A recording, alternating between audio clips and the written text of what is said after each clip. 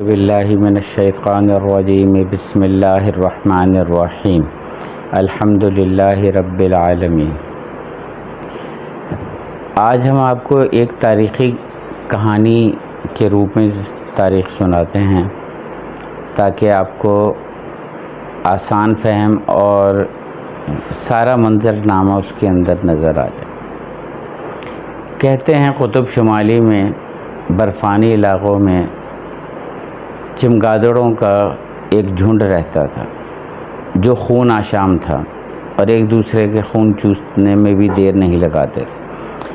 اس قدر شقی القلب کے ماں بیٹے بہن بھائی کوئی خونی رشتہ بھی آپس میں اس کو خاطر میں نہ لاتے۔ جو ذرا سا کمزور پڑا اور اس کا خون چوسنا شروع کیا۔ ایک دن شیطان ان کے ہاں آیا اور انہیں خبر دی کہ دنیا میں ایک ایسا علاقہ بھی ہے جہاں بہت خون کیے سے بھرے ہوئے لوگ اور بہت ہی محبت اور تندرست اور ایک دوسرے سے محبت کرنے والے رہتے ہیں۔ وہاں تمہیں خوب بھرپور خون ملے گا چوسنے کے لیے۔ یہاں تو تم آپس میں باہم دست و گریباں ہو۔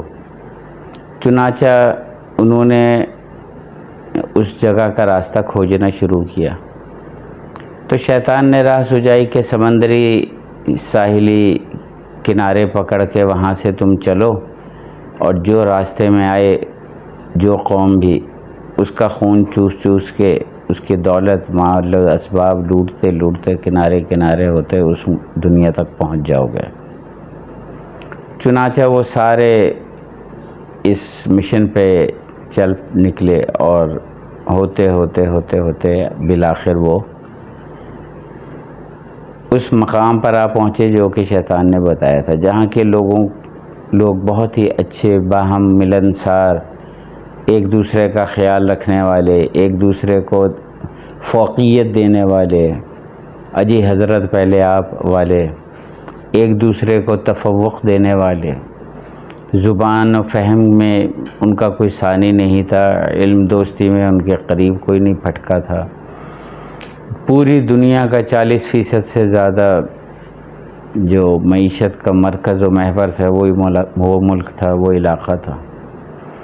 یہ چیز دیکھ کے وہ نہال ہو گئے۔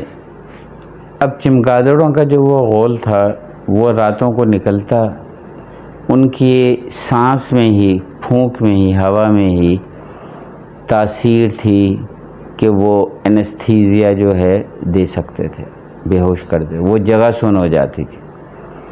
اس طرح انہوں نے راتوں کو اپنی کاروائیاں شروع کی اور ان عقابوں کے گھونسلوں میں گھس کے ان کا خون چوسنا شروع کیا اور بالآخر انہوں نے ان کو چوس چوس کر تہہ دام کر وہ شاہی بچہ جو ان کرگسوں میں پلا بڑا ان کے زیر دام رہا، پر پھیلا کے اڑنے کی کوشش کرتا ہے تو اس کو وہ اجازت نہیں ملتی کیونکہ چمگادڑوں نے اس کو ہر طرف سے گھیر لیا ہے۔